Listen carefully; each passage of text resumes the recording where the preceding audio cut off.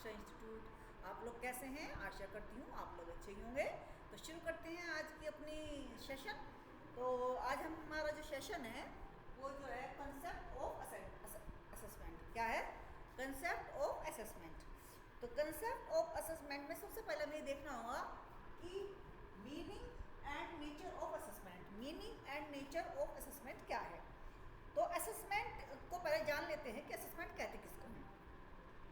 Assessment अगर normally generally वे में अगर हम बातचीत करें तो असेसमेंट होता है जो हम पढ़ते हैं। जब असेसमेंट जो है कई तरह का होता है, जैसे फॉर्मेटिव होता है असेसमेंट, समेटिव असेसमेंट होता है, डायग्नोस्टिक असेसमेंट होता है। ठीक है, इस तरह के असेसमेंट होते हैं, कई प्रकार होते हैं असेसमेंट के, है ना। इप्सेटिव होता है, प्लेसमेंट होता है, criterion reference test, non reference test, कई तरह के जो ये होते हैं असेसमेंट होते हैं हमारे। तो मेनली हम जानते ही हैं फॉर्मेटिव असेसमेंट और समेटिव असेसमेंट, तो हर बच्चा जानता है कि दो तरह के तो होते ही हैं। और जो मैंने बताया ये भी इनके ही प्रकार हैं, diagnostic, formative, summative, confirmative, ipsative, placement assessment, नॉन referenced assessment, criterion referenced assessment, है ना। ये इनके प्रकार हैं जो मैंने यहाँ लिखा हुआ है, आपको लिखा टाइप्स ऑफ असेसमेंट। तो ये इनके प्रकार हैं। और कुछ जो है असेसमेंट इसकी जो पर्सपेक्टिव है असेसमेंट के, 3 पर्सपेक्टिव हैं। पहला पर्सपेक्टिव है assessment for learning, assessment as learning, assessment of learning. 3 perspective assessment के हैं। तो थोड़ा सा हम जान लेते हैं, इनके कुछ फंक्शंस भी हैं, है ना। इन फंक्शन के बारे में जानेंगे। तो असेसमेंट क्या है? Assessment is focused on student learning and it is the systematic collection, review and use of qualitative and quantitative data to improve students learning and development. Students जो लर्निंग करता है उसकी लर्निंग को हम गैदर करते हैं, रिव्यू करते हैं, किसमें? क्वालिटेटिव एंड क्वांटिटेटिव डाटा के रूप में। क्यों? ताकि हम उसे आगे की जो उनकी आगे का जो हम उनकी फ्यूचर डिसाइड कर सकें कि क्या उनका फ्यूचर है, यानी कि कहाँ वो जाना चाहते हैं। यानी कि अगर 8th क्लास का उन्होंने एग्ज़ाम दिया है और 8th क्लास में पास हो गए हैं तो वो जो है 9th में जा सकें, या और बहुत तरह के, है ना। तो इस तरीके से हम क्या करते हैं, तो ये स्टूडेंट्स की लर्निंग के ऊपर फोकस करता है। और उनके जो रिव्यू है, उनका जो रिव्यू है, systematic collection, review and use of qualitative quantitative data to improve. और क्यों हम प्राप्त करते हैं? ताकि अब मैंने बताया ना असेसमेंट कई तरह के हैं। तो समेटिव की बात मैं कर रही थी, ये जो मैंने बताया आपको, जो पेपर होते हैं, जब उनके हमारे पास जो उनके नंबर आते हैं, ग्रेडिंग देते हैं, ये सब समेटिव असेसमेंट में आते हैं। बहुत सारी डायग्नोसिस भी है, ये सब के बारे में आपको थोड़ा थोड़ा बाद में बताऊंगी। ठीक है। अब assessment is the process of gathering and discussing information from multiple and diverse source to develop. अब असेसमेंट कहाँ से करते हैं? असेसमेंट हम जो है is the process of gathering and discussing information from multiple and diverse source to develop a deep understanding of what students know understand and can do with their knowledge as a result of their educational experience. तो ये क्या है कि हम multiple source अपनाते हैं assessment के, multiple source अपनाते हैं असेसमेंट के, ताकि हम सही दिशा में पहुंच सके कि बच्चे की नीड क्या है। यानी कि बच्चे ने की जो डायग्नोस्टिक नीड है, या समेटिव करना है हमें, या फिर हम इप्सेटिव करना है, या प्लेसमेंट है, ये हमें देखना होता है। Diverse sources to develop a deep understanding of what students know understand and can do with their knowledge as a result of their educational experience, कि वो अपनी नॉलेज के साथ क्या कर सकते हैं जैसा एजुकेशनल एक्सपीरियंस उन्होंने लिया है। तो ये है assessment is the process of gathering and discussing information from multiple and diverse source to develop. Diverse source हो गए ना, ये डाइवर्स सोर्स से असेसमेंट क्या करते हैं? The process of gathering and discussing. Diverse source होते हैं, जैसे कि मान लीजिए हमने कुछ टेस्ट लिया, कितनी तरह के टेस्ट ले सकते हैं हम, कई तरह के टेस्ट लेते हैं, तो उनसे हम असेसमेंट करते हैं बच्चे का। ठीक है। और meaning and nature assessment as teacher and student work towards the achievement of curriculum outcome. Assessment plays a constant role in informing instruction, guiding the student next step and checking their progress and achievement। यानी कि next level पर बच्चे को जाना है, ये तय करता है असेसमेंट। और जो है checking there progress and achievement, और उनकी जो प्रोग्रेस है कितनी हुई है, कितनी अभी बाकी है, इस सब की, या कितनी प्रोग्रेस प्रोग्रेस की है, कितनी बाकी है, इन सब के बारे में जायजा लिया जाता है। किससे? एक play important role, constant role, important mean constant, निरंतर जो है, क्योंकि फॉर्मेटिव तो निरंतर, समेटिव मतलब लास्ट में है ना। तो classroom assessment involves continuous monitoring of students learning. जो क्लासरूम असेसमेंट होते हैं, जो क्लासरूम में असेसमेंट होते हैं, जैसे कि मान लीजिए फॉर्मेटिव असेसमेंट होते हैं, हर तीसरे महीने बच्चों के टेस्ट होते हैं, या फिर जो टीचर जब जैसे मान लीजिए पढ़ा रही है और तभी असेस कर रही है बच्चे को, है ना, तो ये हो गया ना रेगुलर असेसमेंट हो गया ना ये। तो कंटिन्यूअस मॉनिटरिंग, तो उन्हें जो कंटिन्यूअस मॉनिटरिंग करती रहती है कि स्टूडेंट कितना पढ़ रहा है, कितना उसे पढ़ना है ना। It gives students an estimate of their progress as learner. इस तरीके से क्या है कि जो ये उनकी कितनी प्रोग्रेस हुई है, लर्निंग में कितनी प्रोग्रेस हुई है, ये इसका पता चलता है। It provides opportunity for close observation of student in the process of learning, ठीक है। It assist in collection of frequent feedback on student learning and how they respond to teaching approaches. Assessment use variety of stage. अब functions है, अब जो है assessment के कुछ functions है। कौन से फंक्शंस है? पहले तो ये डायग्नोस्टिक प्रोसेस। डायग्नोस्टिक प्रोसेस में क्या है कि बच्चा जब लर्निंग के दौरान बच्चे को, जहाँ बच्चा बीच में रुकता है, यानी कि वो आगे नहीं बढ़ पा रहा है बच्चा, तो वहाँ ये देखना कि क्या कारण है कि बच्चा आगे नहीं बढ़ पा रहा है, यानी कि इसने इतना पढ़ लिया है, यानी कि ये चीज़ को आ गई है, अब ये चीज़ को नहीं आई है। जैसे वर्ब जानता है, एडवर्ब नहीं जान, वर्ब तो जान चुका है, एडवर्ब नहीं जान पा रहा, तो एडवर्ब क्यों नहीं जान पा रहा है, इसको हमें क्या करना है? डायग्नोस करना है, और फिर उसी तरीके से उसको आगे लर्निंग करानी है। फिर इंस्ट्रक्शन प्लानिंग। अब मान लीजिए कुछ इंस्ट्रक्शंस ऐसे हैं हमारे, मान लीजिए पढ़ाने का तरीका, इंस्ट्रक्शन मतलब पढ़ाने का तरीका। इंस्ट्रक्शनल प्लानिंग हमारी क्या है? मान लीजिए हमें कोई चीज़ जो है बोर्ड से बतानी है, कोई चीज़ हमें दिखाकर, बच्चों को वीडियो दिखाकर बतानी है, कोई चीज़ और किस माध्यम से बतानी है, तो हमें इंस्ट्रक्शनल प्लानिंग करनी होगी, है ना। असेसमेंट करने के लिए स्क्रीनिंग, बच्चों का स्क्रीनिंग करना होगा। मॉनिटरिंग द प्रोग्रेस, और उनकी प्रोग्रेस को मॉनिटर करनी होगी, कितनी प्रोग्रेस वो कर रहे हैं। ये फंक्शन है असेसमेंट के। हम असेसमेंट कर रहे हैं तो ये कार्य करता है असेसमेंट, ठीक है। इवैल्यूएशन ऑफ इंस्ट्रक्शनल प्रोग्राम, और फिर जो इंस्ट्रक्शन हम दे रहे हैं उनका इवैल्यूएशन करना कि जो इंस्ट्रक्शन हम बच्चों को दे रहे हैं क्या वो सही दे रहे हैं, इसमें कुछ गलती तो नहीं है, कुछ खामी तो नहीं है। प्रोवाइड फीडबैक, और जहाँ लगे कि बच्चा यहाँ से आगे नहीं जा रहा है तो उसको फीडबैक दो आप, तो वो आगे बढ़ेगा, है ना। Placement of student in remedial courses, और जो है जहाँ बच्चा लगे कि हाँ बच्चा जो है आगे नहीं बढ़ पा रहा है तो उन्हें रिमेडियल कोर्सेज में भी हम भेज सकते हैं मोटिवेशन, और उनको मोटिवेशन भी दे सकते हैं ना, है ना। अब है पर्सपेक्टिव ऑफ असेसमेंट। अब 3 पर्सपेक्टिव है असेसमेंट के, अभी मैंने आपको बताया ही था। Assessment for learning, assessment as learning, assessment of learning. 3 perspective हैं, 3 पर्सपेक्टिव हैं। अब ये होते क्या हैं 3 पर्सपेक्टिव? फॉर लर्निंग तो ये है कि जैसे बच्चे को, असेसमेंट फॉर लर्निंग क्या है कि बच्चे को ABCD आता है, बच्चे को मीडियन आता है, अब उनको हमें सिखाना है स्टैंडर्ड डेविएशन। तो स्टैंडर्ड डेविएशन पढ़ाने से पहले बच्चे को मीडियन मोड आना चाहिए। इसी तरीके से BET bat CET set cat पढ़ाने से पहले हमें उनको ABC पूरी Z तक उनको आनी चाहिए। ये हल्का सा मैं आपको उदाहरण दे रही हूँ। ये है कि हमें असेसमेंट करना फॉर लर्निंग, हम बच्चे को पढ़ाना चाह रहे हैं, लेकिन उससे पहले हमको प्रीवियस नॉलेज भी हमें याद करनी पड़ती है स्टूडेंट्स की। फिर है असेसमेंट एज लर्निंग।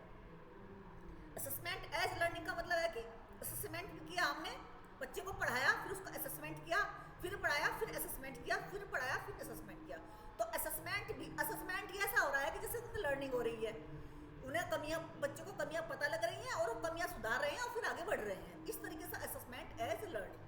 फिर है असेसमेंट ऑफ लर्निंग। अब है ओवरऑल जितना हमने पूरे साल पढ़ा दिया बच्चे को, अब उनका हमें समेटिव इवैल्यूएशन करना है। असेसमेंट ऑफ लर्निंग, सारा जितनी भी लर्निंग है उस सबको हमें क्या करना है? असेसमेंट करना है। तो असेसमेंट जैसे कि लास्ट में हम करते हैं बच्चे को, है ना, उनका जो है लास्ट में करते हैं। अब जो है असेसमेंट के टाइप कितने हैं? 2 टाइप तो मुख्य रूप से हैं, समेटिव, फॉर्मेटिव। वैसे तो बहुत सारे टाइप हैं, लेकिन समेटिव फॉर्मेटिव के बारे में मैंने आपको बता दिया है। जो फॉर्मेटिव मतलब कि असेसमेंट भी हो रहा है और असेसमेंट में चल रहा है और फिर आगे बच्चा आगे बढ़ रहा है, फिर असेसमेंट हो रहा है, फिर बच्चा आगे बढ़ रहा है, ये फॉर्मेटिव। सारा ओवरऑल हमने बच्चे को कोर्स करा दिया, उसके बाद हम उनका असेसमेंट कर रहे हैं, तो ये हो गया आपका समेटिव असेसमेंट। ये तो हो गया दोनों की। अब टाइप्स ऑफ असेसमेंट, अब टाइप ऑफ असेसमेंट में कौन कौन से आते हैं। Assessment is important not only for grading and determining the learning knowledge base but also for accessing their ability to organize and structure the knowledge to apply it to complex situations, है ना। केवल assessment का मतलब केवल यही नहीं है कि हम उनको ग्रेड देंगे या कोई हम फर्स्ट देंगे सेकंड देंगे इस तरह का ग्रेड देंगे, बल्कि उनकी जो कॉम्प्लेक्सिटी आती है, जो पढ़ते वक्त जो कॉम्प्लेक्सिटी बच्चा फील करता है उसको भी हम दूर करते हैं असेसमेंट के द्वारा, ठीक है। और वो कौन से असेसमेंट के द्वारा करते हैं, असेसमेंट एज लर्निंग के द्वारा, ठीक है। अब type of assessment, types of assessment, diagnostic, formative, summative, confirmative, ipsative, placement, criterion referenced और नॉर्म रेफरेंस्ड। ये प्रकार हो गए आपके 8 प्रकार इनके हो गए असेसमेंट के।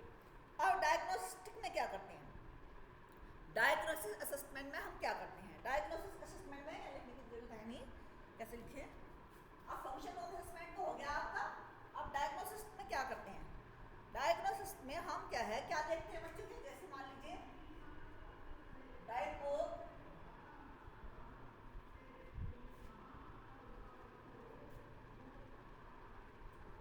इस डायग्नोस्टिक असेसमेंट है, मान लीजिए असेसमेंट, तो इसमें हम क्या करेंगे, इसमें हम क्या करेंगे, इसमें हम देखेंगे दे आर वीकनेसेस, हम डायग्नोस में सारी चीज़ें देखेंगे, वीकनेस, स्ट्रेंथ डायग्नोस करेंगे, उसकी कहाँ कमजोरी है, जहाँ उनकी वीकनेस है उनको जो है और अच्छे से पढ़ाएंगे तो उनकी वीकनेस दूर होगी, जहाँ स्ट्रेंथ है थोड़ा जो है उसको उसमें बढ़ावा देंगे, उसकी स्किल्स को और इम्प्रूव करेंगे स्कूल बच्चे के स्किल्स को।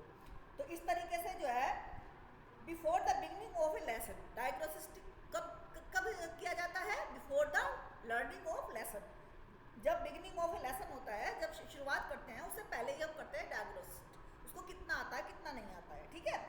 दे are useful for collecting information about the strength, weakness, skill, capacity and knowledge the learner, जो स्टूडेंट है वो कितनी नॉलेज रखता है, कितनी स्किल रखता है ना, वो सब का हम जायजा लेते हैं, असेसमेंट करते हैं, आकलन करते हैं, जायजा नहीं आकलन। इंस्ट्रक्शन है ना। अब आ गई आपकी फॉर्मेटिव असेसमेंट। फॉर्मेटिव असेसमेंट क्या है, फॉर्मेटिव में जब हम बच्चे को पढ़ा रहे हैं, उस पढ़ाई के दौरान ही बच्चे को, जैसे कि हमने 3 महीने बाद टेस्ट लेने शुरू कर दिए बच्चे के, हर तीसरे महीने टेस्ट लेते हैं, या पढ़ाते हुए जो है क्या नाम, formative assessment is in process assessment, मतलब प्रोसेस में ना, फॉर्मेटिव ना प्रोसेस, जैसे फॉर्मेटिव असेसमेंट एज मतलब लर्निंग है ना, असेसमेंट एज लर्निंग को जिसको बोलते हैं वो फॉर्मेटिव में ही आता है ना, असेसमेंट एज लर्निंग, क्योंकि चल रही है साथ साथ लर्निंग चल रही है और फॉर्मेटिव असेसमेंट भी चल रहा है। तो formative assessment is in process assessment that support learning, ठीक है, क्योंकि जब बच्चा वहाँ करेक्ट कर रहा है अपने आप को, फिर आगे बढ़ रहा है बच्चा।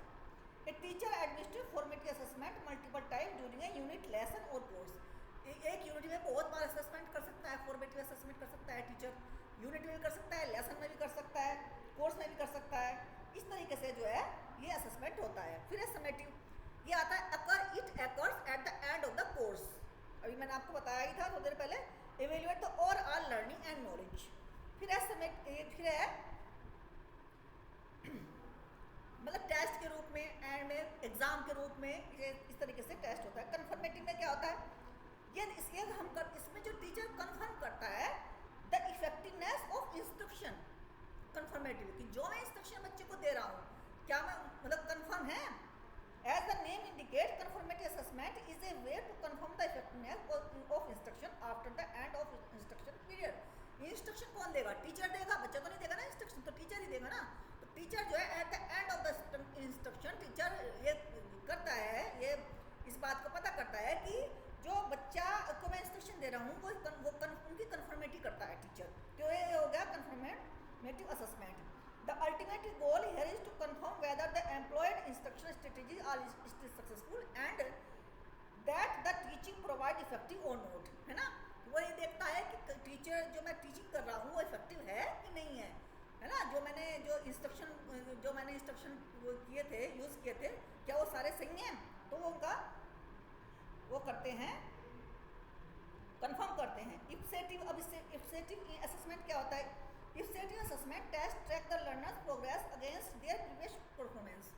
उन बच्चे की प्रीवियस परफॉर्मेंस कैसी, इफसेटिव असेसमेंट उसमें होता है बच्चे की पहली परफॉर्मेंस कैसी है ना। बच्चे की पहली परफॉर्मेंस का मतलब मान लीजिए उसने 80 नंबर लेके आया बच्चा, तो उस तरीके से जो उसकी पहली परफॉर्मेंस है 80% है मान लीजिए उसके number, the learner attempt to improve through comparison with previous result. तो ये वो नहीं है मतलब कि उसी के जैसे मान लीजिए आप अब 80 लाया, इसको इतना अच्छे से पढ़ाया कि 90 ले आए ये बच्चा, है ना। ये वही सेटिंग, उनके बच्चों जो के पीयर्स होते हैं ना, पीयर्स, उनसे कंपेयर नहीं करनी है। बच्चे की पहली परफॉर्मेंस क्या है और पढ़ाने के बाद की परफॉर्मेंस क्या है उसको चेक करना है।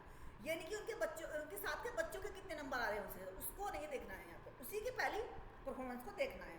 प्लेसमेंट ये होता है कि जैसे placement assessment are test that measure the current skill of students in a subject area, है ना। प्लेसमेंट की जैसे किस सब्जेक्ट में कंपटीशन कर देते हैं, है ना, किसी जॉब में कंपटीशन कर देते हैं, तो वहाँ प्लेसमेंट के लिए जॉब में भी हो सकता है और किस सब्जेक्ट में भी हो सकता है, और बच्चे को वहाँ प्लेसमेंट मिलता है। इस तरह का असेसमेंट इसको कहलाता है प्लेसमेंट असेसमेंट। अब है नॉन रेफरेंस टेस्ट असेसमेंट। ये क्या होता है?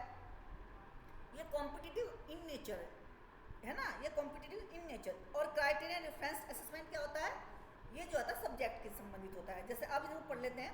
ए नॉन reference assessment is competitive in nature. It is standardized test और assessment that attempts to rank a student test taker in comparison to a, इसमें जो है test taker in comparison to a subset of the population that also took the same test, normally a specific skill trait और criteria is defined for the competitive assessment. All tests are assessed under similar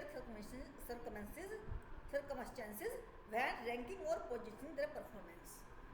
यानी कि जैसे UGC net के आपका सीधा सा दे देना है, जैसे जी टेस्ट है ना, जैसे नीट है, इनका जो है ये टेस्ट होते हैं। तो ये जो टेस्ट होते हैं, अब इनमें जो है एक टेस्ट हो गए, अब ये इनकी बनती है मेरिट। तो मेरिट में चाहे आपके कितने भी नंबर हैं, मान लीजिए आपके 75% ही है, लेकिन कंपटीशन में आपके 33% है, तो आप वहाँ नहीं आओगे, ठीक है।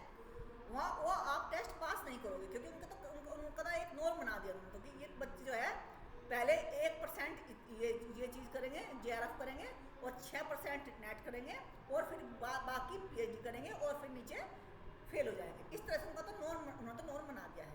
अब आपके कितने % आ रहे हैं मैडम, इससे इनको कोई लेना देना नहीं है। तो इस तरह से नॉन रेफरेंस टेस्ट है। क्राइटेरियन रेफरेंस टेस्ट कैसे? जैसे कि जैसे कि एग्जाम होते हैं, क्राइटेरियन रेफरेंस टेस्ट ये है कि जैसे हमने यूजीसी नेट में मान लीजिए को एप्लीकेशन फॉर्म भरना है, तो उसमें बता दिया है कि जो जिनका रिजर्वेशन नहीं होता है 55% वाले दे सकते हैं।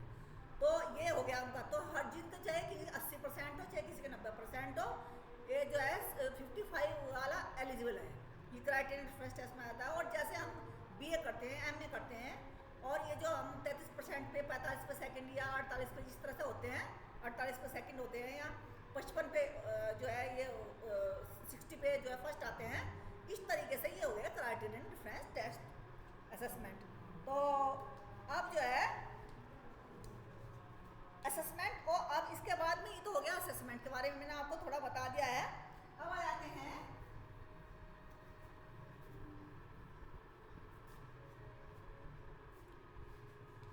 Assessment of cognitive domain of learning, Anderson and Krathwohl.